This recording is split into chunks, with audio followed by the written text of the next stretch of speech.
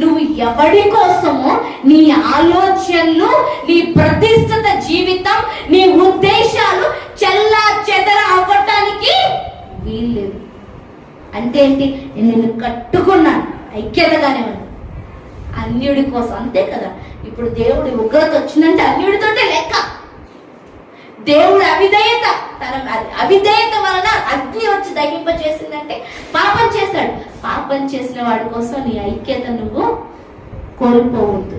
నీ రక్షణ వస్త్రాన్ని, నీ ఉజ్జీవ వస్త్రాన్ని, నీ నీతి వస్త్రాన్ని, నీ యాజక వస్త్రాన్ని, నీ యొక్క ప్రార్థనా వస్త్రాన్ని నువ్వు చింపుకోవద్దు. ఈరోజు దేవుడు మీ అందరితో కూడా ఒక మాట మాట్లాడుతున్నాడు. మీ ప్రార్థన వస్త్రాన్ని చింపుకో, మీ విజ్ఞాపన వస్త్రాన్ని చింపుకోవద్దు, మీ పరిశుద్ధ వస్త్రాన్ని చింపుకోవద్దు. ఎవరి వల్ల మీ శాంతి సమాధాన వస్త్రాన్ని చింపుకోవద్దు.